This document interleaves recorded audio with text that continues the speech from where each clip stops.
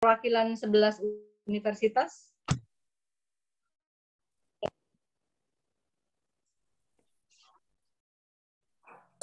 Sudah, kita akan sambil menunggu yang lain, mungkin akan bergabung di pertengahan sesi, Bu Yaya. Baik. Bismillahirrahmanirrahim. Assalamualaikum warahmatullahi wabarakatuh. Waalaikumsalam. Selamat pagi, salam sejahtera untuk kita semua. Selamat datang kami ucapkan kepada seluruh peserta diskusi terkumpul dan advokasi kebijakan program standarisasi kompetensi dosen pendidikan Pancasila dan kewarganegaraan di perguruan tinggi. Yang terhormat Majelis Dikti Pimpinan Pusat Muhammadiyah yang diwakili oleh Dr. Sudarnoto Abdul Hakim MA, yang terhormat Profesor Dr. Amin Abdullah selaku anggota Dewan Pengarah Badan Pembinaan Ideologi Pancasila Republik Indonesia, yang kami hormati Direktur Eksekutif Pusat Studi Budaya dan Perubahan Sosial Universitas Muhammadiyah Surakarta, Ibunda Yayah Gisbiah MA, yang kami hormati Kepala Lembaga Bahasa dan Ilmu Pengetahuan Universitas Muhammadiyah Surakarta, Ayahanda Muhammad Thayyibi MS, serta seluruh perwakilan dosen pengampu mata kuliah Pancasila, mitra peneliti, dan rekan-rekan panitia yang sangat kami banggakan. Izinkan saya Aris Purwanto selaku pembawa acara pada hari ini menyampaikan susunan agenda yang akan kita jalani di hari ini. Acara akan dimulai dengan pembukaan, sambutan-sambutan, fokus grup diskusi atau diskusi terkumpul, dan penutup. Menginjak acara yang pertama, marilah kita buka acara pada pagi hari ini dengan bacaan Bismillah bersama-sama. Bismillahirrahmanirrahim. Bismillahirrahmanirrahim. Selanjutnya, sambutan-sambutan. Sambutan pertama akan disampaikan oleh Ibunda Yayah Gisbiah MA selaku Direktur Eksekutif PSBPS UMS, orientasi program standarisasi kompetensi dosen pendidikan Pancasila dan kewarganegaraan di perguruan tinggi. Kepada beliau, waktu dan tempat kami persilakan.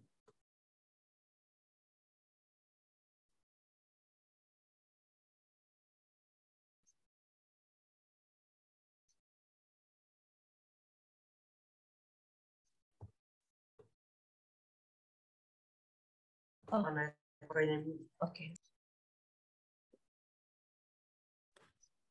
Bu Yayah, mikrofonnya masih mute, maaf. Mohon maaf tadi koneksinya terputus. Assalamualaikum warahmatullahi wabarakatuh. Salam. Profesor Amin Abdullah yang kami hormati selaku perwakilan Badan Pembinaan Ideologi Pancasila. Kemudian Profesor Sudarnoto Abdul Hakim yang kami sayangi selaku perwakilan dari Majelis Diktilitbang PP Muhammadiyah. Bapak Ibu yang mewakili Universitas Mitra dari 4 kota, Jakarta, Cirebon, Jogja, dan Soloraya. Terima kasih telah hadir membersamai dan menguatkan program kita semua. Dan terkhusus kepada Prof. Amin Abdullah dan Prof. Noto, juga Bapak Ibu dari Majelis Diktilitbang, jika hadir pada Zoom pagi ini, kami mengucapkan terima kasih yang sebesar-besarnya dan kami berharap bahwa program ini akan efektif ke depan dengan penguatan dan dukungan kita bersama-sama. Saya tadi pagi menerima materi yang dikirimkan oleh Prof. Amin Abdullah kepada Saudara Aris Purwanto, dan saya kemudian terpikir bahwa sesi kita pagi ini perlu direstrukturisasi untuk memberikan waktu yang lebih banyak kepada Profesor Amin Abdullah untuk menyampaikan pikiran-pikirannya yang substantif dan kemudian diikuti dengan diskusi atau tanya jawab. Nah, Bapak Ibu sekalian, program pagi ini tajuknya adalah pengukuhan kerjasama rekomendasi dari Majelis Diktilitbang PP Muhammadiyah terhadap program standarisasi kompetensi dosen pengampu pendidikan Pancasila yang pagi ini diwakili oleh Profesor Sudarnoto. Bapak Ibu sekalian, semoga dan saya yakin sudah dikirimi proposal kita beserta TOR mengenai program standarisasi pendidikan Pancasila di perguruan tinggi ini. Saya akan sedikit saja mengulang untuk memberikan penekanan-penekanan atau penyegaran ingatan sebelum nanti saya serahkan kepada Prof. Noto dan selanjutnya kepada Prof. Amin. Jadi program standarisasi kompetensi pendidikan Pancasila ini merupakan termin kedua, Prof. Amin. Termin pertama dilangsungkan pada tahun 2019 sampai 2020 dengan dukungan hibah dari USAID, dari Washington DC, Amerika Serikat. Program termin pertama yang semula direncanakan berjalan 1 tahun, ternyata mengalami tantangan pandemi COVID, sehingga kita memperpanjang programnya karena kita harus berjuang mengadaptasi kegiatan-kegiatan yang sedianya dilaksanakan secara luring, secara offline di kelas, di ruang seminar, bahkan juga di outdoor ya, karya dan seterusnya. Kita ubah platformnya ke daring atau online, dan itu merupakan tantangan tersendiri bagi kita semua. Program terundur menjadi 18 bulan dari 12 bulan. Kemudian program yang sedianya dilanjutkan ke termin kedua pada akhir tahun 2020 mengalami penundaan karena Washington DC, kantor utama dari United States AIDS ini melakukan perombakan strategis dalam program-programnya.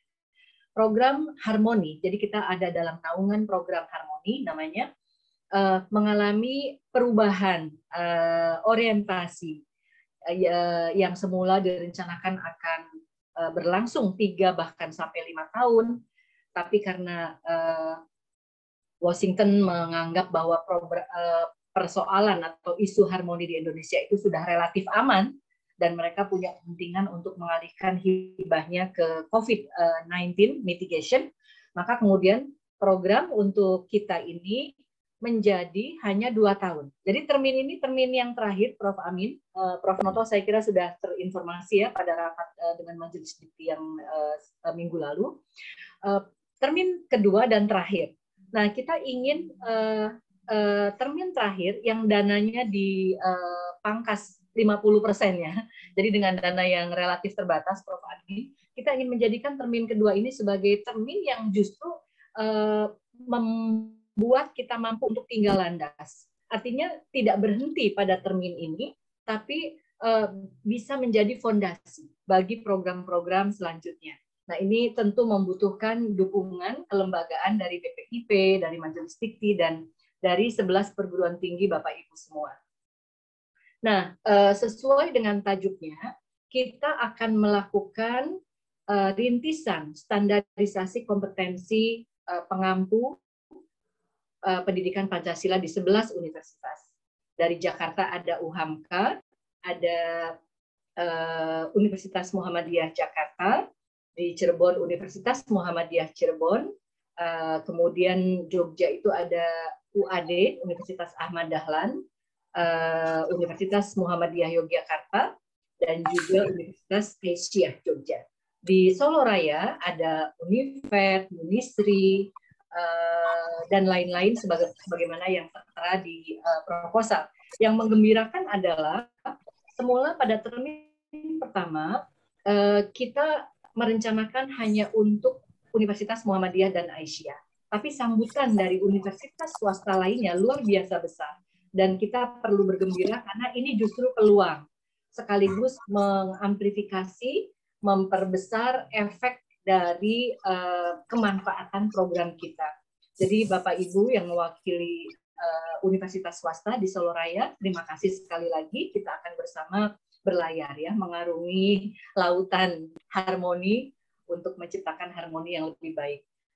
Nah, Bapak Ibu sekalian, untuk program saya kira bisa dilihat nanti di PowerPoint yang saya akan kirimkan. Jadi saya tidak menayangkan PowerPoint saya untuk tidak membosankan Bapak Ibu semua. Akan saya kirimkan lewat Mas Aris ya. Selanjutnya, Bapak Ibu sekalian, dengan pengukuhan pada pagi ini untuk kerjasama dengan Majelis Diktilitbang PP Muhammadiyah, dan alhamdulillah sekali ada Prof. Amin mewakili BPIP. Semoga juga BPIP bisa terlibat dalam menguatkan program ini. Dan kemudian yang kita belum berhasil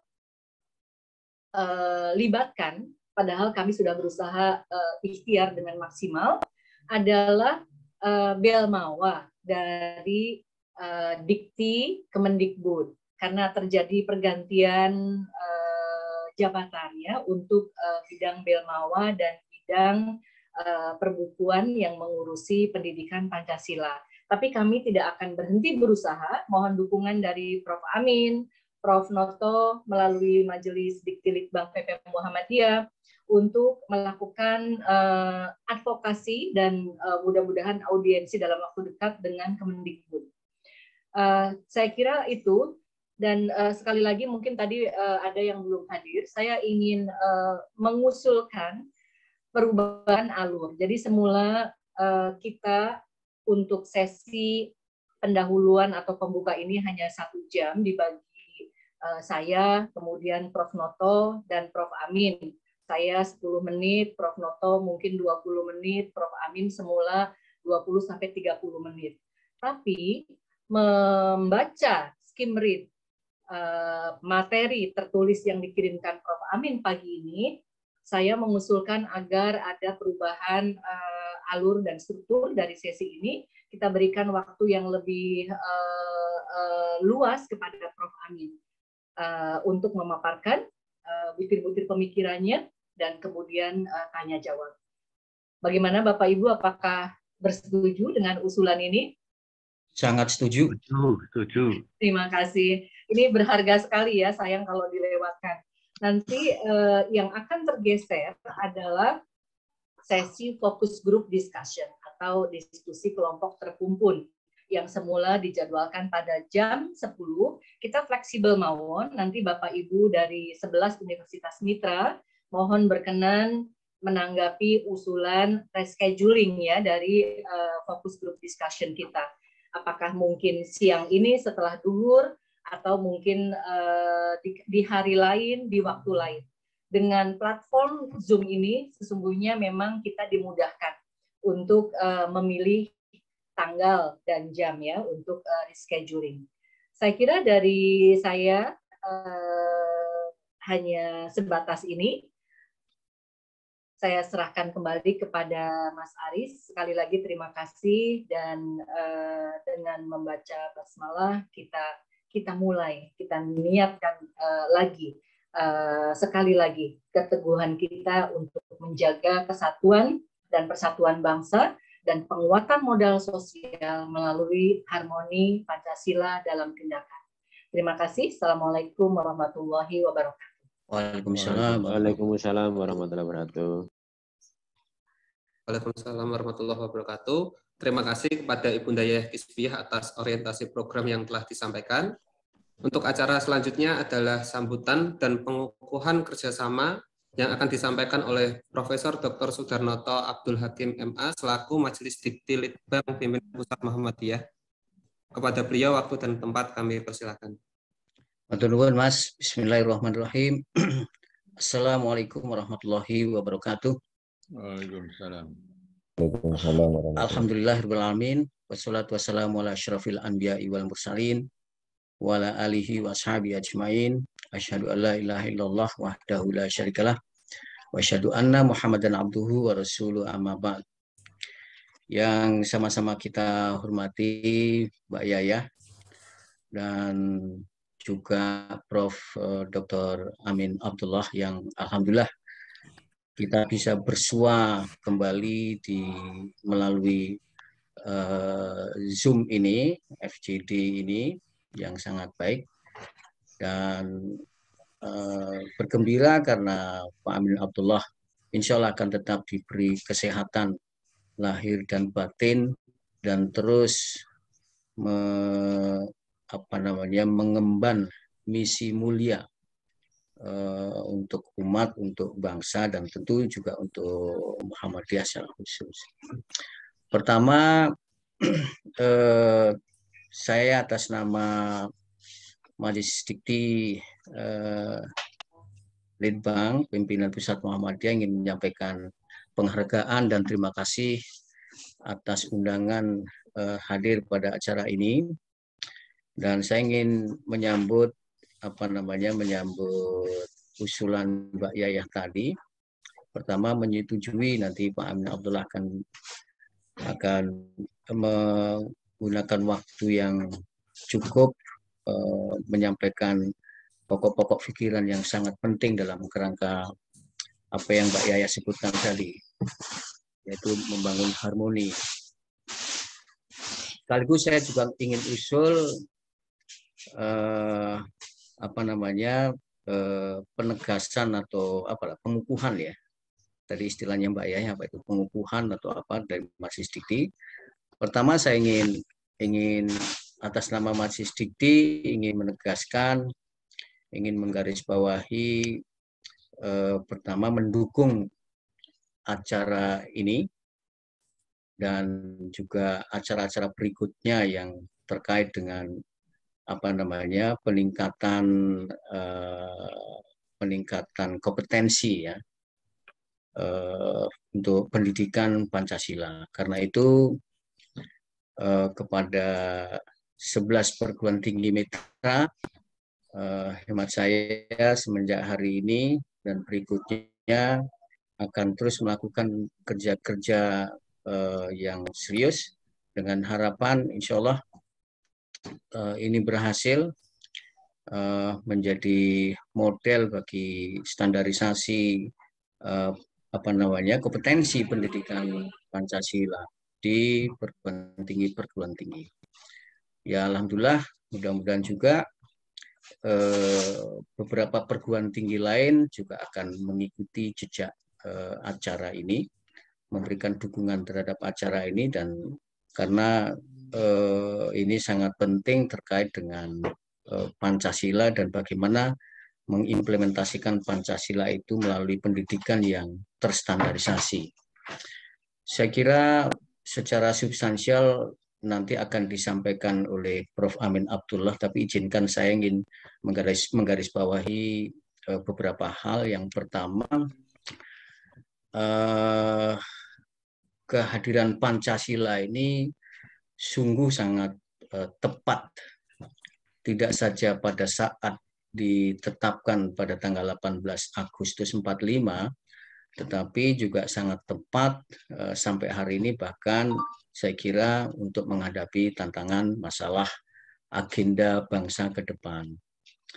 Kehadirannya sangat penting karena pada saat ini seperti yang Bapak Ibu sekalian ketahui, masalah-masalah yang muncul dalam kehidupan masyarakat begitu kompleks dan ini membutuhkan penyelesaian yang tepat untuk mewujudkan bangsa ini sebagai bangsa yang besar, berkeadaban tinggi, berbasis kepada Pancasila. Kasus-kasus yang sering muncul di mass media, apakah itu korupsi, apakah itu tindakan-tindakan kejahatan, kriminalitas, Islamofobia, kriminalisasi yang begitu luar biasa, pertentangan-pertentangan yang diakibatkan oleh kemarahan publik karena faktor-faktor tertentu yang mungkin belum terselesaikan, kemudian begitu rupa wajah dari mass media kita, itu dalam tingkat tertentu menimbulkan keresahan yang sangat luar biasa. Dan menurut hemat saya, kalau ini tidak diselesaikan, tidak ditangani secara baik, secara fundamental, maka generasi muda kita ini akan mengalami disorientasi. Karena itu menjadi sangat penting untuk meneguhkan Pancasila atau nilai-nilai Pancasila di dalam proses pendidikan yang disengaja. Nah, kehadiran kami bersyukur kehadiran Prof. Amin Abdullah di BPIP ini akan menjadi penguat dan memberikan arah yang tepat bagi perjalanan bangsa untuk menyelamatkan bangsa ini dari berbagai persoalan-persoalan yang tadi saya sampaikan semakin kompleks. Yang kedua, tentu saja peran-peran perguruan tinggi negeri maupun swasta termasuk yang dikembangkan oleh Muhammadiyah yaitu PTMA, tentu di samping memikul tanggung jawab untuk mengembangkan ilmu pengetahuan, seni, kebudayaan dan sebagainya, tetapi juga yang sungguh sangat penting karakter bangsa. Alhamdulillah kalau di Muhammadiyah seperti kita ketahui ada AIK, Al-Islam dan Kemuhammadian yang secara spesifik memang diberikan baik di tingkat S1 maupun di tingkat pasca sarjana S2 dan S3. Nah, baik AIK maupun Pancasila ini menjadi menjadi bagian penting dalam pilar-pilar pendidikan kita. Tinggal bagaimana kemudian menjelaskan, mengimplementasikan, menginternalisasikan nilai-nilai yang ada di dalam Pancasila maupun AIK ini ke dalam proses-proses pendidikan yang dikembangkan. Nah, karena itu PTM tentu saja akan menyambut dengan baik upaya-upaya yang sangat serius ini. Compatibility Islam, Muhammadiyah dan Pancasila secara khusus itu sungguh sangat jelas sekali. Karena itu menumbuhkan, mengembangkan dan memajukan PTMA atau perguruan tinggi yang ada itu artinya juga meneguhkan semangat nasionalisme berbasis kepada nilai-nilai luhur Pancasila, agama, keindonesiaan dan sebagainya. Karena itu sekali lagi saya ingin menyampaikan apresiasi terhadap program ini. Ini adalah periode kedua dan periode terakhir ya Mbak Yaya ya, dan Insya Allah atas dukungan dari BPIP, kemudian tentu kami dari Majelis Dikti juga akan memberikan dukungan sepenuhnya, karena ini memang bersesuaian dengan khitoh Muhammadiyah. Saya kira ini sekedar pengantar, mudah-mudahan tidak terlalu panjang, dan saya ingin menyampaikan penghargaan dan terima kasih kepada Mbak Yayah, tentu saja kepada Prof. Amin Abdullah yang telah hadir untuk memberikan pencerahan pada hari ini. Sekian. Sekali lagi, Majelis Dikti memberikan dukungan penuh. Sekian, billahi taufiq wal hidayah. Assalamualaikum warahmatullahi wabarakatuh. Waalaikumsalam warahmatullahi wabarakatuh. Terima kasih kepada Prof. Noto atas sambutan dan pengukuhan yang telah disampaikan. Semoga dengan pengukuhan tersebut dapat meningkatkan giroh perjuangan kita dalam menjalankan program standarisasi kompetensi dosen pendidikan Pancasila dan kewarganegaraan di perguruan tinggi. Selamat datang kami ucapkan kepada Profesor Dr. Fatah Santoso selaku Direktur Pusat Studi Budaya dan Perubahan Sosial Universitas Muhammadiyah Surakarta.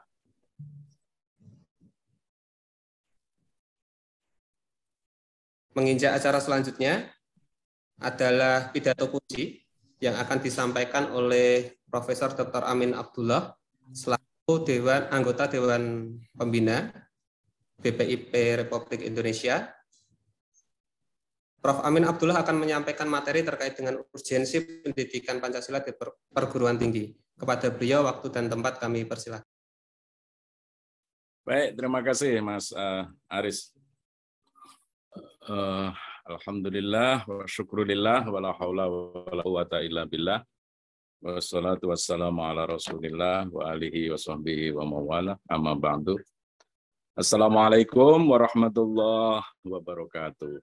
Waalaikumsalam warahmatullahi wabarakatuh. Berbahagia sekali kita pagi hari ini bisa bertatap layar, bukan bertatap muka tapi bertatap layar laptop masing-masing atau HP.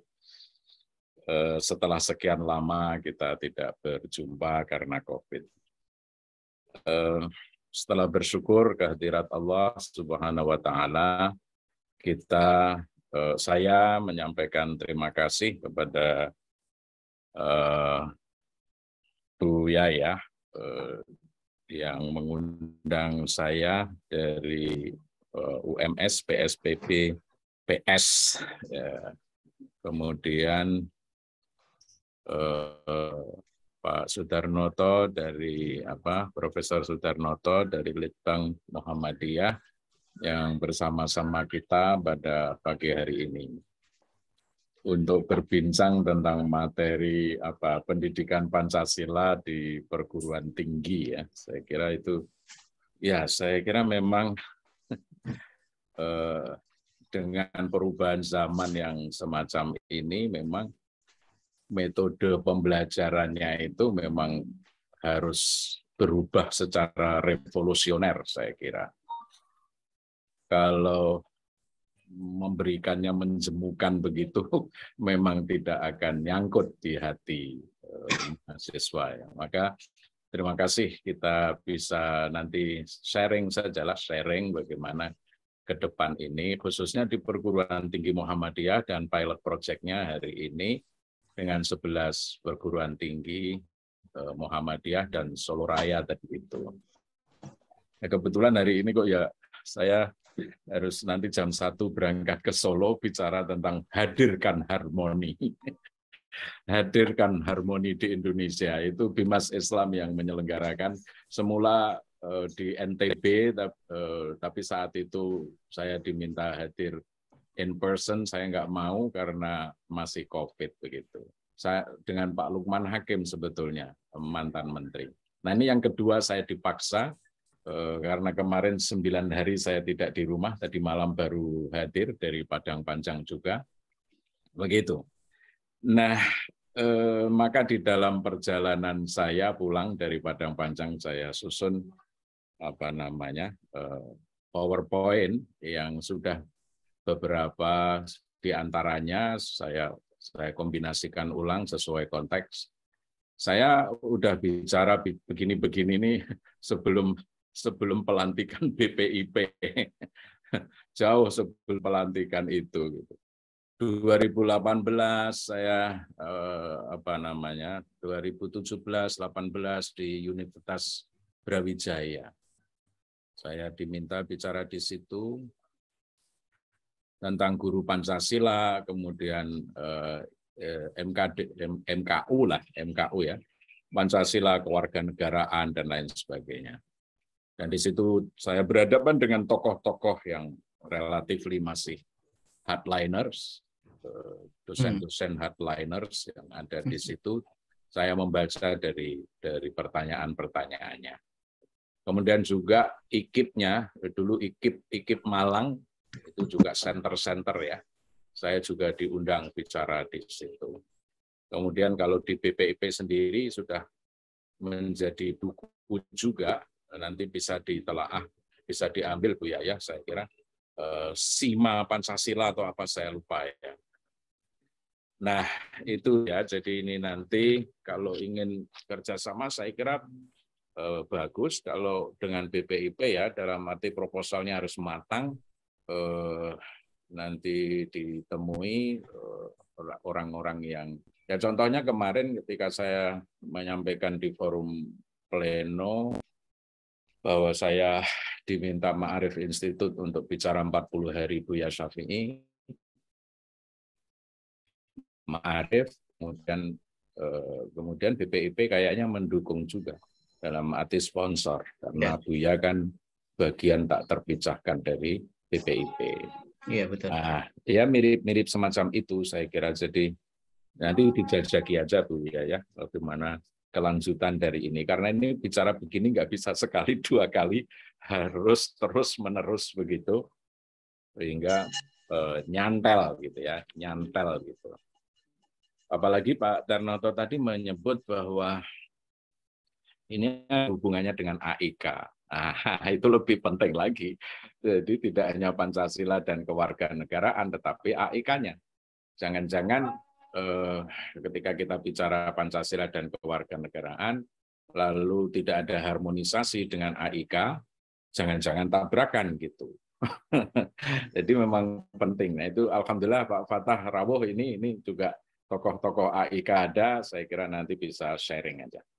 Baik, itu sedikit informasi. Kemarin saya ketika harus bicara di Padang Panjang, dan Padang Panjang itu yang membuatkan ayahnya Buya Hamka. Dan Kiai Haji Ahmad Dahlan diskusi dengan ayah Buya Hamka itu lama, tahun 1917, tentang bagaimana pembaharuan Islam itu. 1917, Kiai Haji Ahmad Dahlan diskusi dengan Haji Ahmad Karim Amrullah. Bagaimana? Karena sama-sama belajar dari Al-Minangkabawi itu ya, Syekh Khatib itu. Jadi sebetulnya hebat sekali akar-akar. Nah, kemudian Buya itu ada di situ. Buya menulis tentang akar tunggang Pancasila. Itu tahun 1951. Saya kira saya anjurkan juga bagaimana Buya Hamka menulis tentang Pancasila. 22 halaman atau berapa. Nah, itulah jadi dari Khazanah Muhammadiyah sendiri sebetulnya banyak penulis-penulis itu, dan kita kadang-kadang sudah lupa ya tentang itu. Baik, itu muqaddimah. Oke, sekarang dengan waktu yang tersedia 30 menit atau kurang sedikit, saya ini memang PowerPoint saya tinggal di situ untuk dikembangkan lebih lanjut, untuk dikembangkan lebih jadul. Ini hanya sekedar ini tema yang akan kita diskusikan. Bagaimana sih, apa sih ideologi berbangsa dan bernegara itu? Itu pertanyaan modern sebetulnya. Pertanyaan kitab kuning hampir-hampir tidak ada itu. Pertanyaan klasik tidak ada. Ya ada, tetapi coraknya sangat berbeda. Kemudian kita dihantam badai disrupsi, sosial media, kemudian perubahan sosial yang luar biasa, tadi sudah disampaikan oleh Pak Sudarnoto. Nah, kemudian gimana Pancasila? Gitu. Ini juga Pak AR, saya ingat Pak AR juga ya. Pak AR itu kan pernah juga ya bahwa Muktamar Muhammadiyah harus diundur karena problem ini. Gitu kan, sebagai Pancasila sebagai asas tunggal itu. Perdebatannya udah keras sekali, sangat-sangat keras, tetapi akhirnya karena gaya Pak AR yang hebat, lembut begitu, akhirnya bisa selesai. Ibaratnya Pancasila itu helm gitu kan. Helm, kalau mau naik kendaraan ya pakai helm, nah gitulah. Nah itu jadi nah sekarang muncul lagi setelah ada badai itu tadi, badai Arab Spring begitu. Nah ini kemudian kita mempertanyakan lagi. Nah saya melihat kalau Pancasila itu diamalkan dengan baik, gitu ya, semua aparatur negara ya khususnya dan masyarakat, tokoh-tokoh elit agama, organisasi, maka sebetulnya gambarannya itu, indikatornya itu singkat saja, asal teranyam ya kesalehan keagamaan dan kesalehan kewargaan sebetulnya. Nah itu, kalau kita masih split, belum bisa mengkombinasikan, mendialogkan, menganyam, merajut antara kesalehan keagamaan dan kesalehan kewargaan, maka kita gagal memahami Pancasila. Saya kira begitu. Nah, setelah itu, nah ini dosen PTM bagaimana gitu, perguruan tinggi Muhammadiyah dan perguruan tinggi yang lain, itu yang saya nggak tahu ini benar nggak istilah saintifikasi Pancasila gitu Bu Yahya. Saya nggak tahu bagaimana ya saintifikasi Pancasila. Ini tantangan dosen di perguruan tinggi.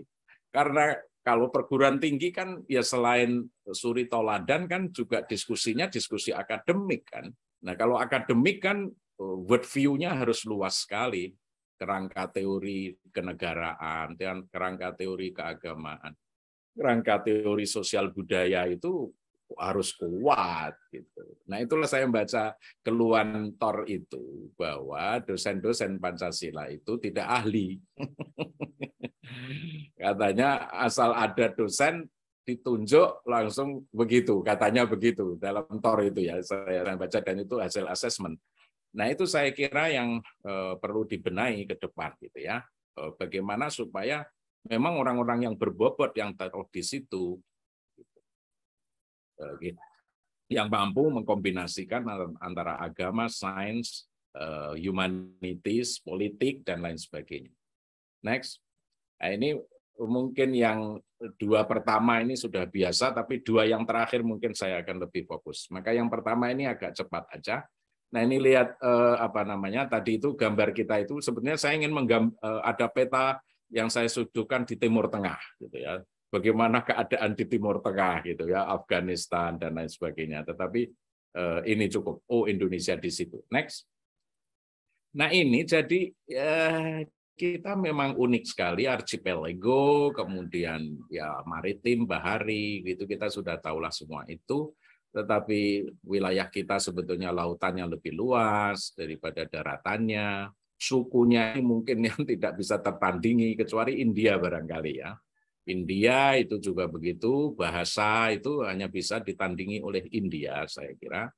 Maka kebudayaan India dan Indonesia itu sangat dekat. Kalau mau mengadakan komparatif study, itu yang cocok adalah India. Bukan ke Timur Tengah dan bukan ke Eropa.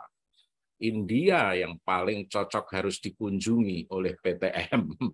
Bagaimana ada 150 juta orang Muslim di tengah-tengah 1 miliar orang Hindu, gitu kan?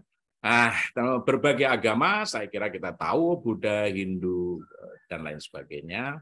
Bahasanya nasional, bahasa Indonesia, negara kesatuan, begitulah yang menjadikan Indonesia seperti sekarang ini. Next. Tapi ada pertanyaan yang sulit dijawab sekarang dan semua bergelisah adalah ideologi bangsa itu. Ideologi bangsa, sikap hidup berbangsa dan bernegara. Ada 3 pertanyaan, mau eksklusifkah, inklusifkah, atau pluraliskah? Gitu. Eksklusif pasti dia intolerance, gitu kira-kira. Intolerance dia, orang lain dianggap bukan teman begitu. Inklusif itu oke, dia mengayomi tetapi masih merasa bahwa saya superior, saya lebih superior daripada Anda.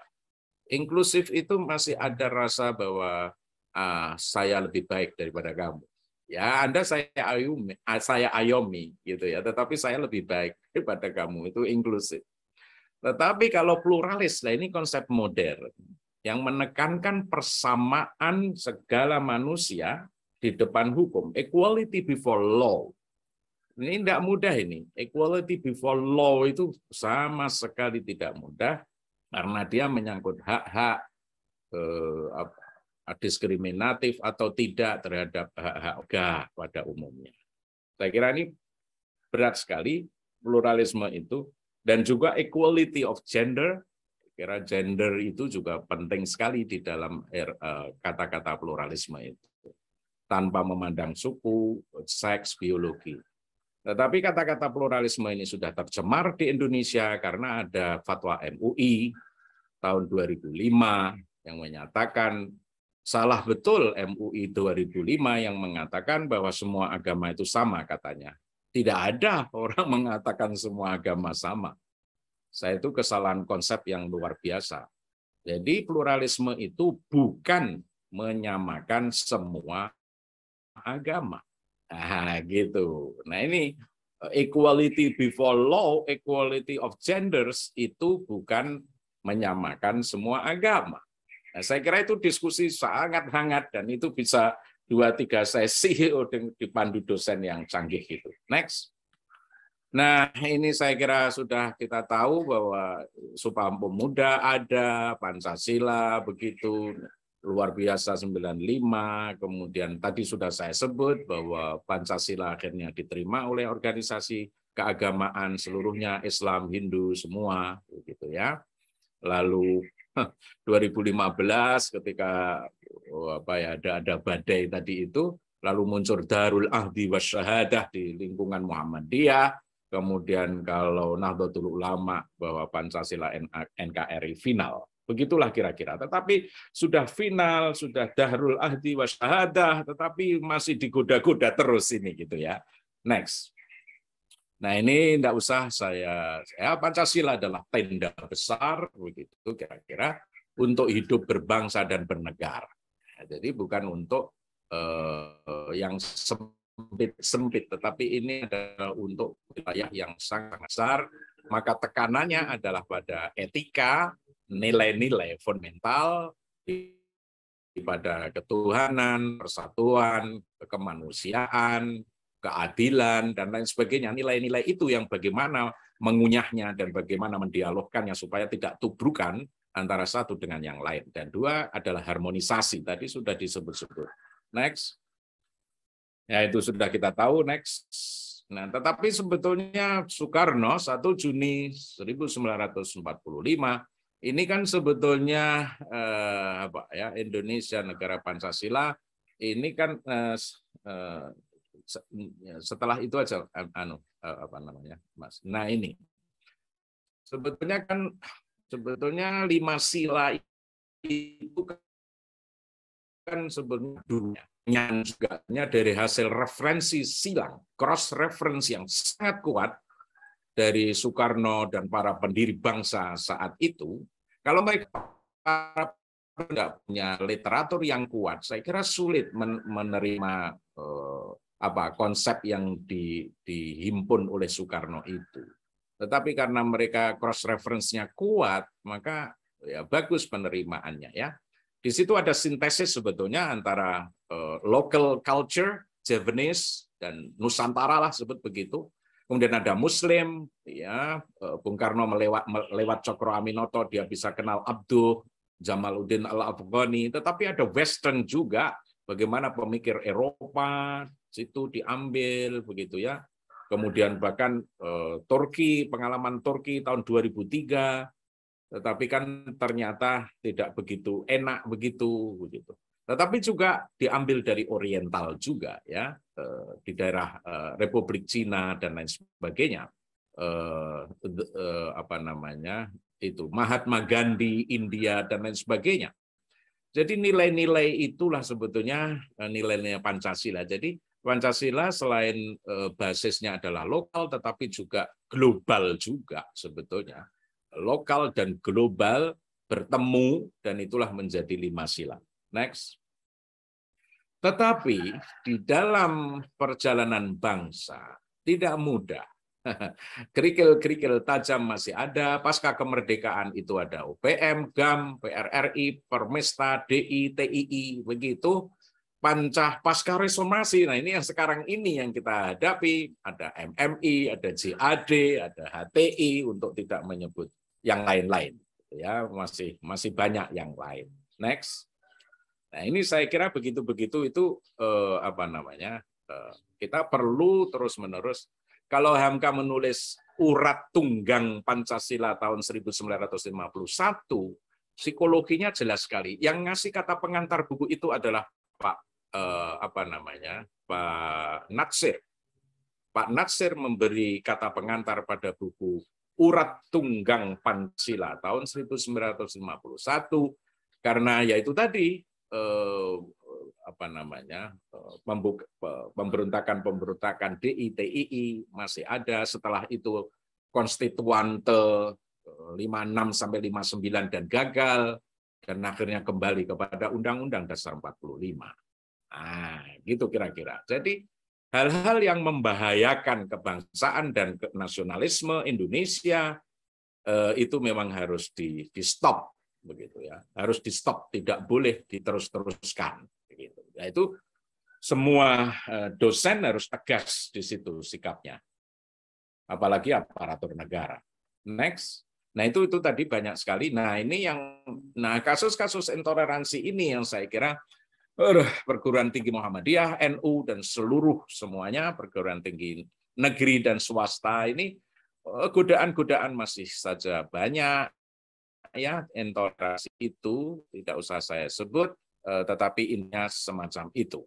Oke, pemboman gereja dan lain sebagainya. Next. Oke, nah ini dia badai Arab Spring itu. Nah, ini saya kira kita semua yang hadir di sini, to some extent juga kena badai itu. Tidak tahu saya bagaimana meresponnya, tetapi masing-masing kena itu. Jadi pasca reformasi itu yang diistilahkan oleh pengamat asing adalah mengapa terjadi conservative turn di Indonesia. Mengapa terjadi itu? Nah, istilahnya agak moderat, istilahnya conservative turn. Ya. Kembali ke konservatif, tidak lagi seperti cara berpikir founding parents kita.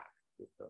Mengapa? Ya karena globalisasi lewat internet itu betul-betul memberi jalan lapang, karpet merah kepada konservatif turn itu tadi. Okay. Nah, maka saya kira ini pendidikan kita lalu bagaimana? Kita bisa boleh tenang-tenang begitu? Tidak bisa. Karena semuanya sudah berubah. Literatur keislaman itu sudah berubah sebetulnya di lapangan.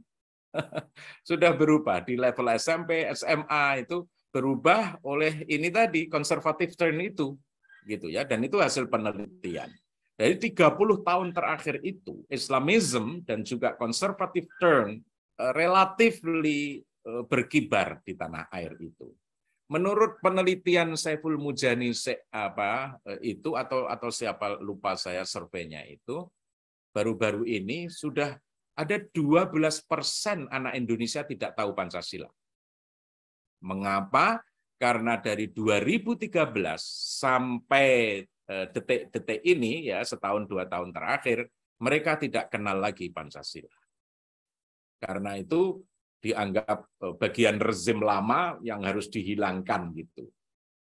Nah, kalau itu hilang, ya hilanglah Indonesia gitu kira-kira ya.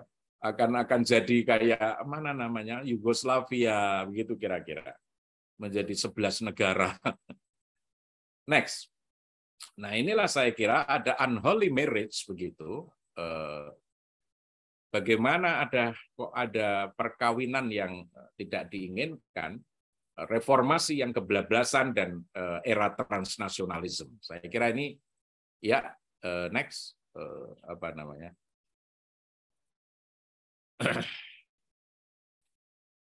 Nah, ini tadi sudah saya ceritakan dan alhamdulillah dengan adanya BPIP sudah mulai lagi tahun ini. Mas Nadiem sudah tahun ajaran baru ini sudah ada buku-buku yang akan digunakan di level SMP, SMA, Sanawiyah, Aliyah sudah mulai akan ada lagi begitu ya. Saya kira itu. Next. Nah, saya kira ya rezim ini tadi, tetapi perubahan ini tadi tidak hanya di Indonesia, tapi itu terjadi di seluruh dunia. Dan saya mengikuti Rektor Al-Azhar sebelum COVID mengumpulkan researchers intelektual dari berbagai tempat yang bicara tentang mengapa pendidikan kita cenderung dakwah ta'assub. Mengapa pendidikan dan dakwah kita cenderung seperti itu begitu. Nah, itu lalu Al-Azhar yang sudah 1000 tahun lebih baru mau mendirikan pusat studi Al-Azhar untuk pembaharuan pemikiran Islam. At-Tajdid, Liturath, Markazul Al-Azhar, Liturath wa Tajdid. Nah, itu Pak Prof. Noto. Jadi Al-Azhar baru merancang tentang tajdid. Muhammadiyah sudah 100 tahun. Gitu. Ya nggak tahu bagaimana ini mengundang seluruh dunia itu bagaimana terapinya karohiyatul ghair dan rafdul ghair, ya, mendiskriminasikan, membenci kelompok lain yang berbeda. Terus menghadap sana. Next saja, terus saja dulu. Oke, kalau yang lain-lain, nah terus next. Ya, nah ini buku-buku begini ini perlu saya kira. Literaturnya itu memang literaturnya jangan kadaluarsa gitu. Ini hasil penelitian yang luar biasa begitu ya. Next. Nah, ini buku 300 halaman saya singkat menjadi 1 slide. Next. Ini kemarin. Oh, ini apa namanya? Yang membantu konsentrasi dengan saya. Oke, macet ya di situ ya. Nah itu dalam buku apa namanya Global Salafism itu ada 5 poin besar ya yang ditunjukkan itu bagaimana tokohnya siapa, kemudian corak-corak varian pemikirannya. Kalau bisa next bisa membantu kalau masih di sini apa namanya? Teknik Nah, ini itu ikuti saya agak cepat soalnya. Nah, ini 300 halaman saya ringkas satu slide. Tokohnya, varian-varian gerakannya, doktrinnya, psikologi komunitasnya, strategi politiknya gitu. Nah, ini saya kira makanan yang sangat-sangat harus dikunyah oleh perguruan tinggi, khususnya pengajar pendidik Pancasila. Kalau tidak kita tidak punya bahan yang kokoh untuk itu, gitu ya. Karena sebetulnya itu tadi ya Arab Spring tadi itu maksudnya. Next. Nah ini kata-kata ini yang betul-betul berhadapan dengan Pancasila adalah al-wala wal bara. Kelompok itu hanya setia kepada golongannya sendiri dan menolak kepada orang lain. Nah itu karohiyatul ghair tadi itu. Oke, rafdul ghair tadi itu ini yang paling berat yang berhadapan dengan Pancasila kita, doktrin ini. Rujuk Al-Quran ila Sunnah ya oke, itu kembali sama Muhammadiyah, NU semua juga seperti itu. Tetapi ketika nomor 2-nya itu al-wala wal bara, wah itu berat sekali. Dan itu yang ditanamkan anak SMP, SMA, literatur baru yang kita tidak tahu karena itu siluman. Yaitu makanya betul next. Nah ini saya nggak usah meneruskan ini karena Anda sudah tahu gerakan transnasional akhirnya pemerintah mengambil sikap, HTI dan FPI dibubarkan tahun 2017, HTI dan FPI tahun 2020. Yang dibubarkan itu kan organisasinya, SK-nya yang dibubarkan, ideologinya tidak.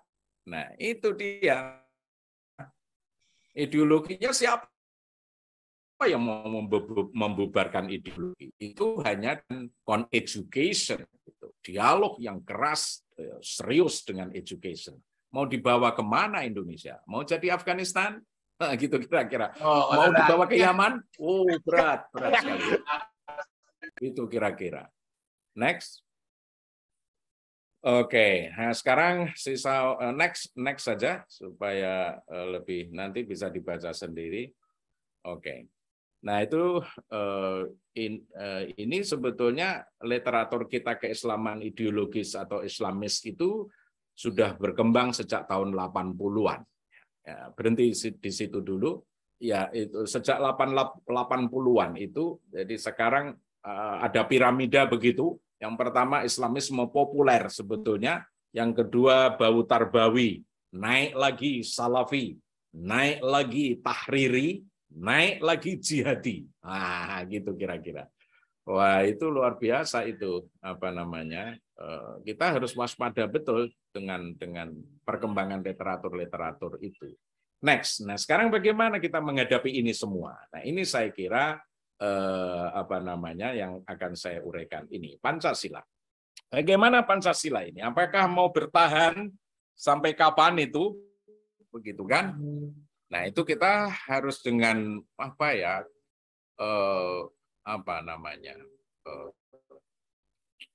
rumusan atau keyword atau word view yang baru ya, yang baru yang lebih smart begitu. Tadi sudah saya sebut apa indikator teranyamnya kesalehan keagamaan dan kesalehan kewargaan. Ada 3. Konvergensi keimanan agama, yaitu Islam dalam hal Muhammadiyah Islam, dalam Kristen macam-macam, Buddha macam-macam. Distinctive values itulah kesalehan keagamaan. Dan itu harus kawin dengan kesalehan kewargaan dalam hidup berbangsa dan bernegara. Nah itu shared values. Nah itu bagaimana itu menyampaikannya kepada anak didik? Shared values dan distinctive values. Yang satu tidak boleh mengangkangi yang lain. Makanya shared values kalah dengan distinctive values. Berat itu. Dan itu harus berdialog dengan manis begitu. Yang kedua, demokrasi dan pluralitas, inklusivitas. Jadi demokrasi, pluralitas, dan inklusivitas. Ya demokrasi karena kita selalu akan ada pemilu, pilkada, dan lain sebagainya. Baik harus dipahami itu bagian dari teori maslahah kontemporer. Public good kontemporer. Meskipun hasilnya tidak memuaskan, tetapi ketika memuaskan jangan yang dihantam tentang public good-nya, tetapi prakteknya aparatur negara itu yang tidak beres begitu. Untuk apa sih maslahah public good, teori maslahah itu? Untuk kesejahteraan ekonomi sebetulnya dan keadilan sosial. Nah ini yang berantakan betul kita. Sila kelima itu sila yang paling terlantar kata Buya Syafi'i. Itu yatim piatu betul itu. Nah itu mesti ada something wrong. Nah ketika something wrong itu adalah pelaku-pelakunya yang harus dikritik. Gitu. Dan itu mahasiswa memang harus diajak berpikir kritis. Yang ketiga, ini modal sosial dan modal kultural kita itu dari sononya fitrah majbulah kita itu kohesivitas sosial. Jadi kita rukun, harmoni itu sudah bagian tak terpisahkan dari modal sosial dan modal kultural kita. Nah, kalau kita bisa mengkombinasikan ini, saya kira itu tugas pendidik Pancasila itu. Jadi memang harus bisa menanamkan nilai-nilai yang seirama dengan Pancasila itu dengan bahasa-bahasa yang lain begitu ya. Bukan bahasa-bahasa indoktrinasi, tetapi bahasa-bahasa yang menurut Thor yang saya baca yang ya kognitif, afektif, dan juga psikomotorik gitu. Nah itu akhirnya memang harus menyentuh hati. Kalau tidak menyentuh hati tidak akan bisa dilaksanakan dengan baik. Next, nah ini yang sekarang ini adalah contoh-contoh dari yang 3 tadi itu saya blow up. Jadi masyarakat Indonesia itu otonom sekali. Ya. Otonom sekali, berdaulat penuh gitu. Kita lihatlah setiap pemilu ada black campaign yang macam-macam atas ras, agama, suku gitu. Tetapi setelah pemilu rasanya ketika pemilu juga ya tidak separah di negara-negara lain. Oke, pilkada, pilpres itu saya sebut semua tahun-tahunnya itu bahkan juga tahun 1919. Masyarakat iya, otonom banget dia, enggak bisa. Tetapi dia tetap menjaga persatuan itu. Itu modal dasar. Nah itulah yang saya sebut patriotik, a faithful patriotism. Jadi di Indonesia itu baunya, aromanya itu lebih pada faithful patriotism, bukan religious nationalism. Oke. Nanti dicek apakah faithful patriotism dan religious nationalism. Kemarin saya ungkap ketika 40 hari wafatnya Buya Hamka itu. Next. Nah, maka tadi ya demokrasi tadi itu alam bawah sadar manusia Indonesia itu adalah hati nuraninya itu memang inklusif, hanif, toleran terhadap berbagai perbedaan. Dan itu energi spiritual yang harus dibangkitkan. Jangan kita kalah dengan bulldozer atau bombardir dari media sosial gitu. Jadi kita harus menggunakan khazanah intelektual Islam kita gitu ya. Oke, next. Nah, dari situlah ya kemudian kohesivitas sosial tadi itu yang saya sebut sebagai modal sosial keindonesiaan itu solidaritas keagamaan itu yang bercorak biasanya ta'ifiyah, madhabiyah dan hizbiyah itu bisa bermetamorfosis menjadi solidaritas kemanusiaan dan kebangsaan al-insaniyah. Ya, ada juga yang masih tertinggal di sana-sini, tetapi itulah tugas kita untuk menterapi supaya agama tidak jatuh kepada hegemoni ta'ifiyah, madhabiyah, dan hizbiyah. Oke. Hizbiyah ini bukan hizbiyah ini ya, bukan, tapi hizb itu. Oke. Nah ini sekarang masuk saya terakhir saintifikasi Pancasila. Ini saya kira yang menjadi tugas kita bersama. Kalau perguruan tinggi Muhammadiyah, Prof.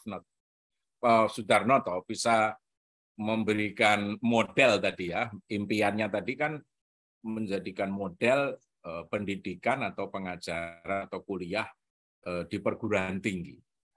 Saya kira itu belum ada. Maka siapa tahu Muhammadiyah dengan fresh istihadnya bisa membantu itu kepada perguruan tinggi di tanah air. Karena yang saya sebut saintifikasi Pancasila, mungkin para aparatur negara tidak suka ini, mungkin karena inginnya mereka praktek saja, praktek dan praktek. Bagi saya, praktek itu kalau tidak didasari ilmu yang mendalam, ya susah juga prakteknya gimana gitu loh. Prakteknya bagaimana gitu. Nah, maka banyak ilmu yang diperlukan ya, ilmu bantu yang diperlukan, ada sains, ada agama, ada humanities. Nah, itu pun nanti mahasiswa itu ujungnya ya harus melakukan riset, indeks, survei, apakah manusia Indonesia itu betul-betul Pancasilais. Nah, itu kan tugas perguruan tinggi, melakukan survei, indeks, begitu kecil-kecilan untuk di daerah masing-masing seperti apa. Nah ini saya melihat ada gap yang besar sekali antara humanities dan sains. Para saintis itu karena mungkin ya karena ilmunya exact science, jadi dia tidak bisa memahami kebudayaan, culture dengan baik. Nah itu, maka perlu juga, khususnya yang di Muhammadiyah, karena mereka umumnya adalah sains dan teknologi, maka asupan humanities itu harus dipertebal, gitu kira-kira. Ya kalau tidak dia akan begitu keluar, saya kira dia akan kehilangan asupan itu tadi tentang humanities. Oke, next. Jadi humanities itu adalah ya kita menganggap orang lain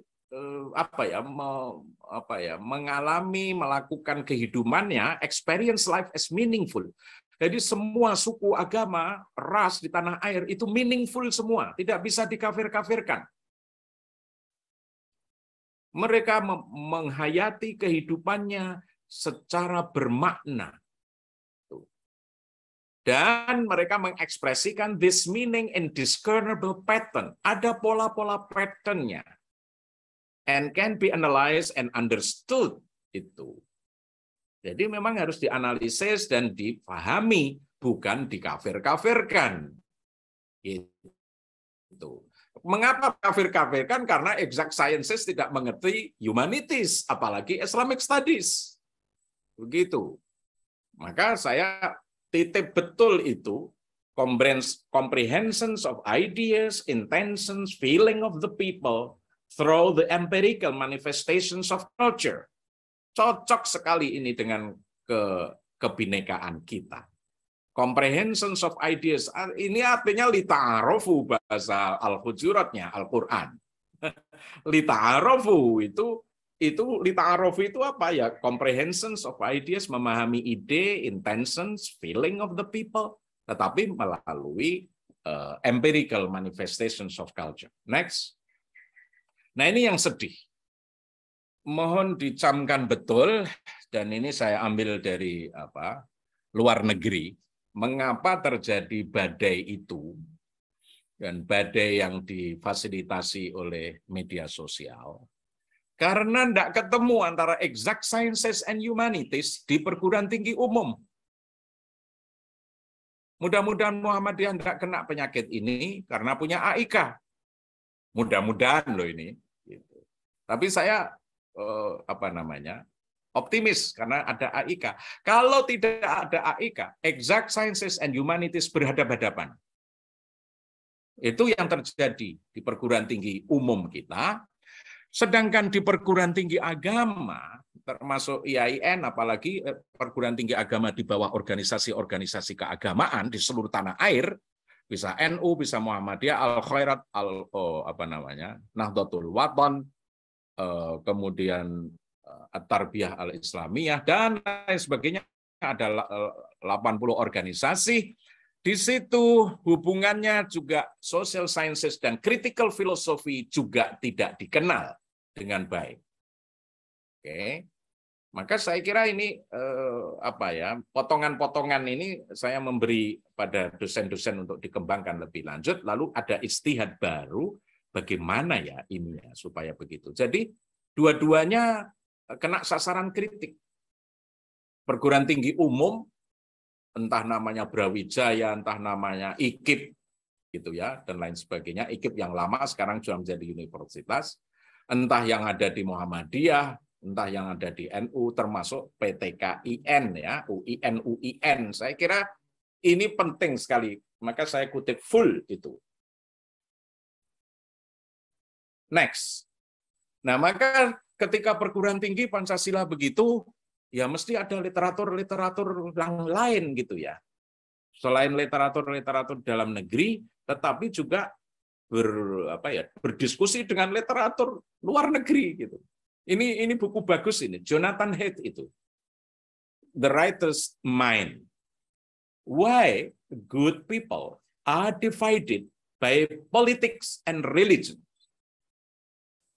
Mengapa sih manusia-manusia baik terpecah belah, terpolarisasi, tersegmentasi karena politik dan agama? Wah, ini tinjauan psikologi ini sebetulnya ini bagus sekali itu. Ya sosiologi sosiologi psikologi begitu. Nah, terus ini nilai-nilainya itu yang harus dikembangkan di tengah-tengah badai keterpecahan agama dan politik, manusia yang terpecah-pecah seperti yang kita rasakan sekarang ini, terpolarisasi secara tajam, ya karena literaturnya hanya literatur ulumuddin lama gitu. Mestinya ada literatur-literatur baru yang lebih menggugah gitu. Nah, ini buku anjuran ini saya kira. Saya nggak tahu bagaimana membaginya itu. Nah, ini usulnya itu ketika kita di tengah badai why good people are divided by politics and religions, maka ini nilai-nilai yang dianjurkan. Kita harus care terhadap orang lain. Lah tadi li ta'arufu tadi care. Fairness, kita adil. Ya kejujuran dan keadilan itu ya, tidak berbohong begitu. Kebebasan, liberty dari penindasan atas nama apapun, penindasan kepada lingkungan hidup, aduh berat sekali. Loyalty, bagaimana loyalty tidak berkhianat. Lalu tetap harus ada otoritas yang dihormati, ya, supaya tidak berbuat subversif. Kemudian ada yang dihormati secara bersama-sama, dan itulah common platform kita. Itu Pancasila saya kira. Tidak merendahkan nilai-nilai yang sudah disepakati bersama, yaitu Pancasila. Begitu. Nah, ini bagaimana kalau diterapkan di Pancasila? Next. Nah, itu dia. Mungkin yang berikutnya aja, langsung berikutnya. Nah, berikutnya. Nah, ini. Ketuhanan yang Maha Esa itu ada hal-hal yang itu common platform itu, kalimatun sawa bainana, dan itu yang harus dihormati. Kemanusiaan, care and liberty tadi, persatuan kita loyalty, kerakyatan itu otoritas, ada MPR, ada DPR, keadilan sosial harus fair. Masa 10 orang menguasai se-Indonesia gitu, hutan-hutannya dikuasai 10 orang. Mesti ada something wrong di dalam pelaksanaan Pancasila di lapangan. Itu kira-kira. Next. Nah, ini lalu bagaimana ini ini perkuliahannya ini Bu Yaya, saya membaca itu. Bahwa perkuliahannya memang tidak bisa ceramah, sama sekali tidak bisa. Dia harus problem based learning dan lewat lewat penelitian, lewat makalah yang disajikan oleh anak-anak. Makalah memang. Problem based learning itu dosen hanya sekedar memberi literatur, bukan literatur, tapi halaman yang harus dibaca. Halaman berapa yang harus dibaca dan lalu ditampilkan di kelas. Mau semester 1, semester 2, semester 3 bisa. Jangan diceramai anak-anak itu. Gagal kalau kita menceramai. Inquiry based learning. Wah, itu dia. Berdasar penelitian data. Contextual based learning. Experiential based learning. Saya kira itu semua caranya ini. Oke, saya kira saya masih ada beberapa lagi ya, tetapi mana oke. Langsung ke 44 coba. Saya akan menyelesaikan karena waktu. Nah, 44. Oke, itu tadi. 44 ya. Sebelum ini. Iya nih. Nah, ini jadi yang generasi milenial, generasi baru sama sekali. Kalau yang Anda sampaikan itu religius nasionalisme kayak India, berat. Saya menulis ini saya ada tulisan saya kemarin saya sampaikan di memperingati 40 hari Buya Shafi'i. Nah, yang diperlukan sekarang adalah faithful patriotism. Faithful patriotism. Jadi membela negara tetapi sekaligus dia juga menghormati pengikut agama lain, suku lain dan lain sebagainya begitu. Nah, itu dan itulah yang faithful patriotism itu mungkin yang dibayangkan Bu Yaya, itu aspek kognitif, afektif, dan psikomotorik menjadi satu.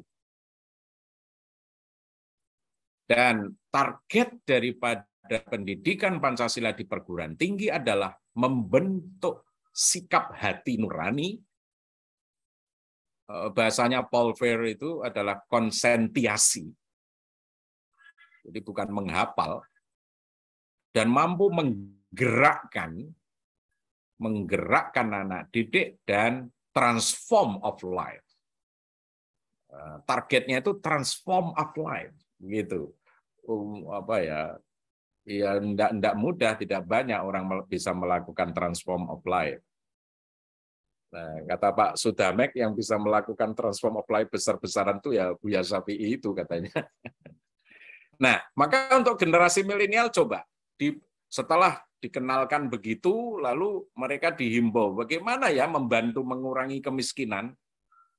Terserah mereka bagaimana caranya, tetapi mereka cerdas-cerdas, saya kira generasi sekarang bukan seperti dulu, memperjuangkan kesejahteraan, pemberdayaan ekonomi lewat aplikasi e-tani, e-buruh. Nah, sudah pakai aplikasi-aplikasi gitu barangkali ya, menggugah gitu. Bagaimana membela kebenaran lewat aplikasi pencegahan intoleran? Belum banyak yang bisa juga. Algoritmanya masih algoritma ya yang begitu clear cut dan polaritatif sifatnya. Bagaimana mengajar di daerah pendalaman? Itu kan. Oh, itu menarik sekali itu ya, menarik. Membuat aplikasi anti korupsi, kata Pak Sudarnoto tadi. Korupsi kok malah tidak karu-karuan ini begini gitu. Nah, itu yang harus dibangkitkan anak-anak itu membuat aplikasi yang hebat tentang anti korupsi, bagaimana anti kolusi nepotisme. Luar biasa, semua departemen isinya nepotisme. Bukan meritokrasi tapi nepotisme. Nah, gitu. Oke, next. Nah, ini barangkali Bu Yaya, contoh saja buku ini. ini disusun oleh teman-teman dulu mahasiswa juga saya menyusun ya dengan kegelisahan seperti yang kegelisahan PSBB ini, lalu membuat buku sendiri tanpa memporak-perandakan kurikulum yang ada. Dia memberi suplemen memberi suplemen ya, pendidikan agama dan budi pekerti di SMA sederajat. Bagaimana menjadi manusia Indonesia yang beradab melalui pendidikan agama berwawasan Pancasila. Nah, saya nggak tahu di perguruan tinggi seperti apa. Nah, ini yang harus kita pikirkan bersama sambil kita berpikir bagaimana baiknya, tapi siapa tahu akan menjadi konsep yang memberi contoh kepada perguruan tinggi lain. Saya kira itu nanti sisanya bisa dibaca sendiri. Mohon maaf agak panjang dan saya harus berhenti. Terima kasih. Assalamualaikum warahmatullahi wabarakatuh. Waalaikumsalam warahmatullahi wabarakatuh. Terima kasih Prof. Amin Abdullah atas materinya. Izin Prof, di sini ada beberapa pertanyaan yang mungkin bisa dijawab langsung. Prof. Amin Abdullah. Ada beberapa pertanyaan Bapak Ibu. Ini saya bacakan beberapa, Nji, karena batasan waktu. Yang pertama dari Prof. Abdul Fattah Santoso, Prof. Amin, terkait dengan saintifikasi Pancasila, apakah Pancasila bisa menjadi pedoman bagi ontologi, epistemologi, dan atau aksiologi pengembangan ilmu-ilmu lain?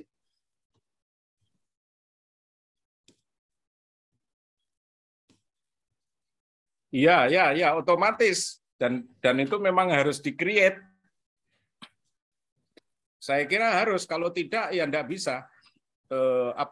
Ontologinya seperti apa begitu. Nah, maka dari urean-urean tadi itu bisa dipilah-pilah mana yang bagian ontologi dan itu nanti dikembangkan lebih lanjut, mana yang bagian dari epistemologi dan itu harus dikembangkan lebih lanjut, mana yang bagian dari aksiologi dan itu harus dikembangkan lebih lanjut. Maka cross reference-nya itu atau komparatif literature-nya itu coba dicek bagaimana di India. Bagaimana di India, yang meskipun itu bukan contoh yang baik, tetapi bagaimana India itu menjelaskan begini-begini ini pada bangsanya yang 1 miliar. Bagaimana Cina yang 1 miliar juga menjelaskan hal-hal begini ini kepada bangsanya. Nah, dari situlah nanti akan ketemu sendiri mana yang aksiologi, mana yang ontologi, dan mana yang epistemologi. Begitu. Makanya itu saya kira tugas yang, ya kalau ya terus terang, saya pernah mengisi di UGM seminar besar tentang Pancasila tahun 2019. Saya memang menyebut istilah ini di situ dan kemudian ditangkap juga oleh BPIP. Mereka mencoba begitu. Tetapi BPIP harus dibantu. BPIP harus dibantu oleh perguruan tinggi dan semua warga masyarakat. BPIP sendiri impossible untuk menangani ini semua. Apalagi wilayah-wilayah yang hardware dan software ya. Ini wilayah soft begini ini tidak mudah karena ini di perguruan tinggi dan wilayah pendidikan. Saya kira kita harus berpikir lebih keras lagi. Maka saya setuju dengan Pak Fattah bagaimana merumuskan itu, tetapi pesan saya jangan kaku. Jangan kaku.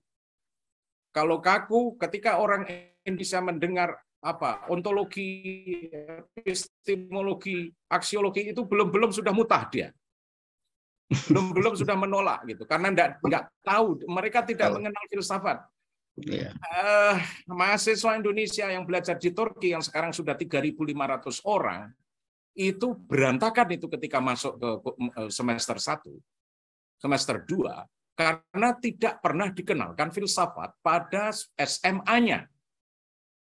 Sementara di Turki, SMA itu sudah mengenal filsafat, mungkin SMP juga. Makanya untuk konteks kita, saya setuju dengan Pak Fattah. Tetapi anak anak-anak kita tidak mengenal itu kecuali sudah semester 3, 4. Anak SMA tidak mengenal itu. Nah, dalam konteks yang sulit semacam itu, maka fresh istihad diperlukan. Tidak usah menggunakan istilah-istilah yang sulit sehingga orang tidak apa tuh maunya ini, itu loh kira-kira gitu. Nah, maka harus ada kecerdasan lokal karena konteksnya SMA, apalagi pesantren. Jangan tanya, nggak kenal itu 3 istilah itu. Nggak kenal, sama sekali tidak kenal. Oke, ketika masuk S1 saya kenalkan aksiologi, epistemologi, itu anak-anak pesantren itu dia bilang, waduh menarik sekali ya. Kita kok nggak pernah dengar begitu-begitu ya, begitu coba. Jadi, nah ini kan pada advance ya dalam arti begitu. Jadi kita juga kenal bagaimana budaya kita dalam pendidikan dalam hal begitu itu belum nyantel betul. Gitu. Nah maka kita harus menggunakan kata-kata lain yang kira-kira lebih lebih menyentuh gitu, lebih cepat menyentuh. Ya mohon maaf, buku saya yang terakhir itu Prof. Fatah judulnya Multi Interdisiplin. Itu nggak menyebut kata filsafat sama sekali, umpamanya begitu. Tapi intinya filsafat itu, gitu. Itu cara how to solve the problem ketika kita menghadapi budaya yang agak anti filsafat begitu. Saya kira begitu. Tapi anyway itu bagus, pertanyaan bagus yang ya tugas dosen dengan 11 mitra itulah yang barangkali bisa bisa mengembangkan lebih lanjut ya meskipun dengan tadi harus dengan bahasa-bahasa yang contextual based learning tadi itu. Next, Pak Aris. Prof, ini ada 2 pertanyaan lagi, mungkin saya siapkan satu. Pertama dari Pak Danang Tunjung dari Universitas Aisyah Surakarta. Kerikil di era reformasi berkaitan dengan Pancasila dirasakan benar, Prof, oleh Pancasila. Di antaranya adalah kesulitan dalam menerangkan tentang hari lahirnya Pancasila setelah muncul Perpres nomor 24 tahun 2016 yang menetapkan 1 Juni sebagai hari lahir Pancasila. Padahal penetapan Undang-Undang 1945 pada tanggal 18 Agustus yang di dalamnya terdapat Pancasila yang kita gunakan sampai saat ini. Pak Suyahman dari Univet juga bertanya, Prof, bagaimana pandangan Prof terkait esensi pluralisme agama dengan memaknai agama sebenarnya tidak salah karena semua agama punya orientasi yang sama, kehidupan dunia dan akhirat yang damai, aman dan nyaman. Seperti itu, Prof. Iya, ya.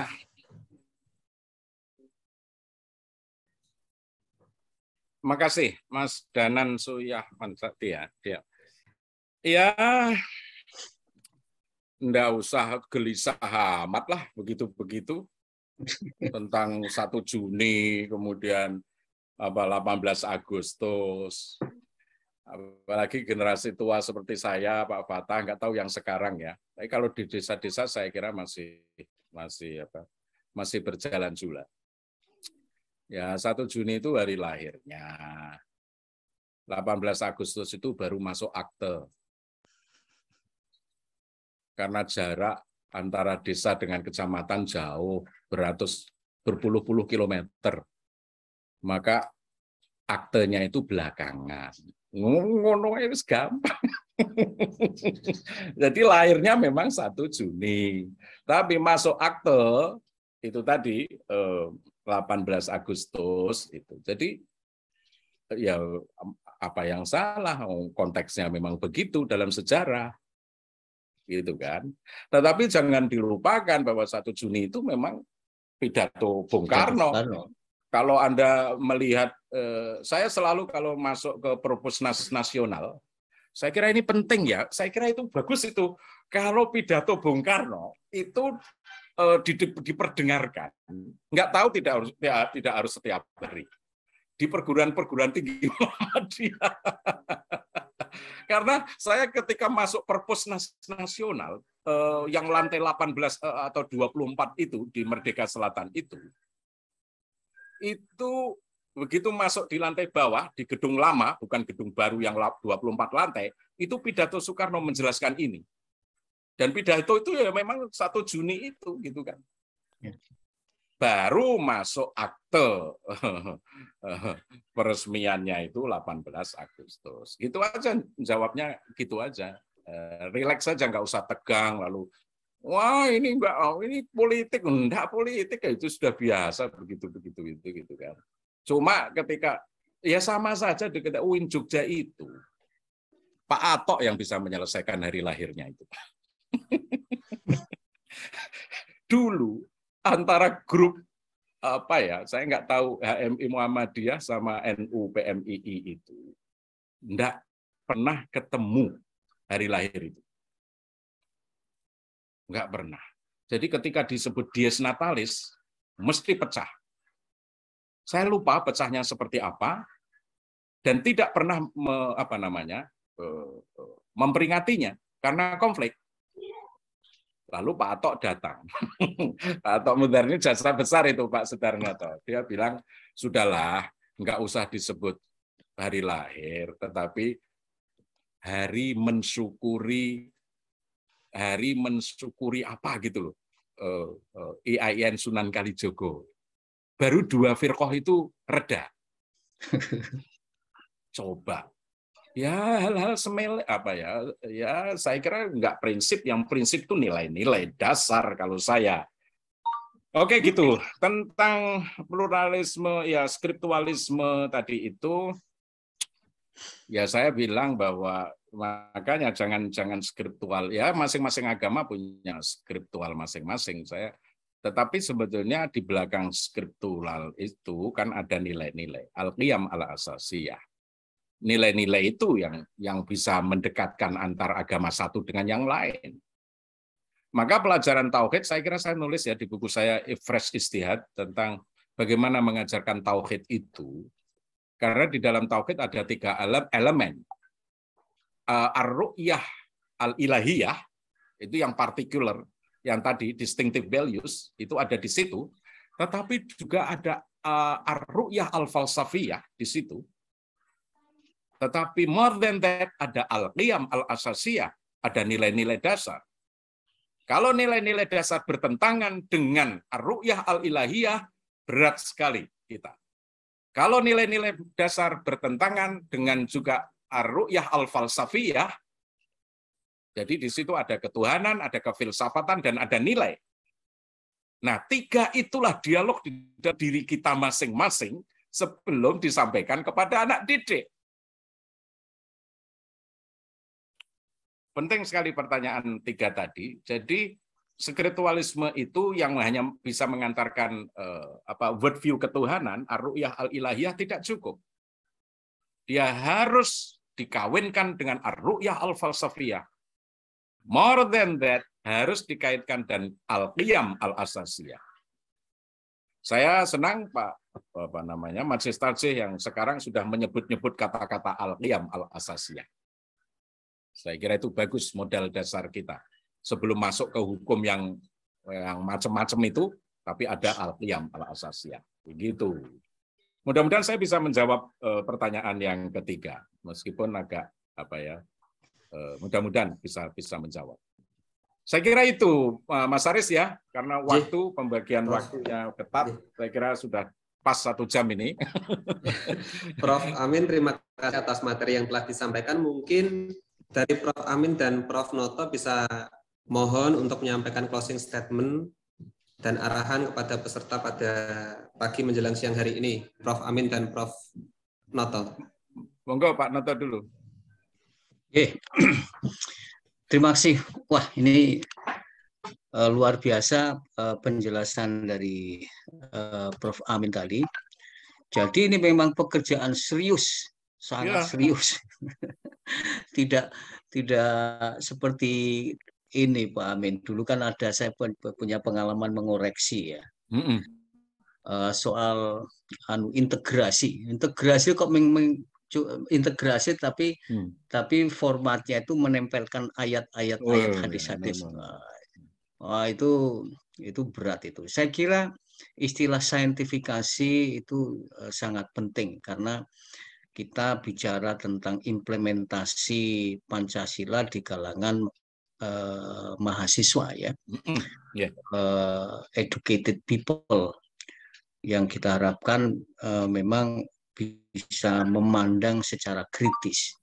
Jadi soal yang ditanyakan oleh Prof. Fatah tadi, saya kira dulu yang dihadapi juga Islam juga, soal Islam, apakah bisa Islam itu juga dirumuskan dalam 3 level itu. Dan ternyata bisa itu, melalui berbagai buku, ya, termasuk bukunya Pak Amin Abdullah itu. Saya kira Pancasila ya sama kedudukannya dengan ketika kita bicara tentang bagaimana mengimplementasikan, mewujudkan Islam ya dalam 3 level itu. AIK juga begitu. Nah, karena itu saya kok jadi teringat ini Pak Amin, Pak Kunto Wijoyo itu loh. Wong Marxisme saja bisa diturunkan menjadi teori mosok Islam bisa. Nah, termasuk saya kira juga Pancasila. Pancasila itu sebagai basis nilai fundamental kebangsaan dan kehidupan pribadi kita untuk menyelenggarakan kehidupan berbangsa, menurut hemat saya juga bisa dirumuskan, bisa dibangun menjadi teori-teori yang tadi Prof. Amin sebutkan. Jadi dia bisa menjelaskan bagaimana ekonomi yang sesuai dengan nilai-nilai Pancasila. Kemudian perilaku sehari-hari yang juga sesuai dengan Pancasila.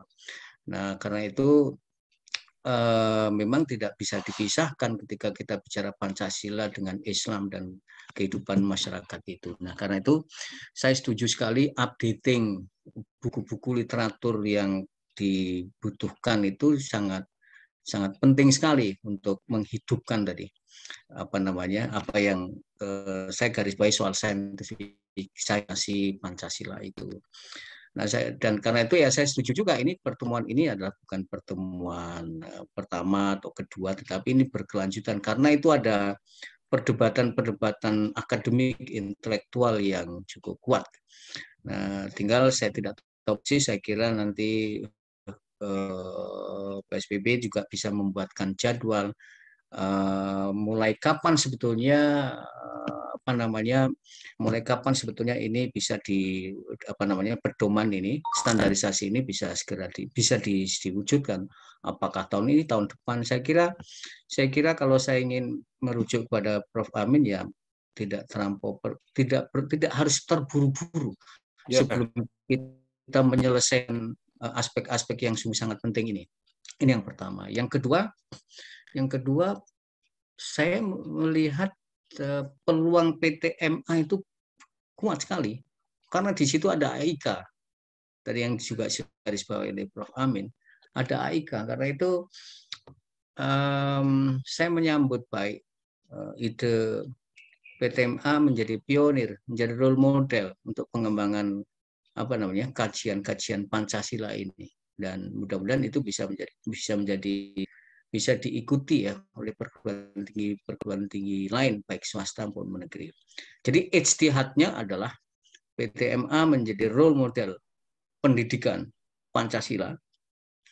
Yang kedua, ijtihadnya adalah ijtihad keilmuan tadi, merumuskan dengan sangat jeli, sangat bisa dipertanggungjawabkan secara ilmiah sehingga nanti bisa kita terapkan. Saya kira itu, dan saya sangat gembira. Tentu saja Mas Yusdikti akan menunggu produk pertemuan-pertemuan ini sampai kemudian kita bisa implementasikan. Makasih Mas. Matur nuwun Prof. Noto, monggo Abdullah untuk closing statement-nya. Ya. Baik, makasih. Itu udah bagus, sudah diambil poin-poin penting oleh Prof. Sudarnoto tadi ya. Ya meskipun saya memperkenalkan kata-kata saintifikasi Pancasila, memang harus kita sendiri yang membuatnya, karena di negara sendiri saya kira agak jarang ya kata-kata itu gitu. Waktu di UGM itu ketika Pak Yusuf Kala diminta membuka, malah dia bilang, mengapa sih harus seminar-seminar lagi Pancasila gitu? Dipraktekkan saja gitu. Tapi kalau di perguruan tinggi kan tidak bisa. Padahal itu di depan ratusan orang akademisi seluruh tanah air loh, statement itu lah. Terus saya tampil setelah itu, saya bilang ya nggak bisa dong, ini yang dihadapi mahasiswa ya. Mahasiswa itu setelah SMA, jadi memang perlu kajian-kajian akademik, dan itulah yang disebut saintifikasi Pancasila. Nah, dengan yang disampaikan Pak Fatah tadi, saya aksiologi tentang ontologi, aksiologi, dan epistemologi, ya, baik, jangan dengan kata-kata lain yang lebih cocok dengan Indonesia, umpamanya ya. Jadi ada 4 elemen yang harus dikaitkan di dalam saintifikasi Pancasila. Yang pertama, iman. Iman dalam arti etik, ya, dalam iman dalam arti etik, dalam arti apa tadi, harmoni dan lain sebagainya tadi itu. Jadi iman itu tidak bisa diobrak-abrik. Apapun falsafah negaranya, iman itu tidak bisa diobrak-abrik. Itu satu. Yang kedua, gunakan rasio. Mengapa Indonesia masih eksis sampai sekarang itu? Ya, dulu banyak sekali yang termasuk orang-orang asing. Waduh, ini buyar ini Indonesia, ini buyar ini 98 itu kira-kira. Tapi kok alhamdulillah tidak. Nah, itu bagaimana yang menjelaskannya secara rasional dengan penelitian-penelitian yang bagus, hasil-hasil penelitian terdahulu, termasuk mungkin tulisan-tulisan orang asing gitu ya. Indonesia yang diimajinasikan itu loh. itu perlu juga direfer. Kemudian bagaimana Marshall Hudson yang menyebut bahwa proses di Indonesia adalah proses Islamicate. Insya Allah buku saya yang tahun berikutnya ini judulnya Islamikasi Indonesia, bukan Islamisasi, tetapi Islamikasi Indonesia. Maaf ini HP saya apa namanya ini kok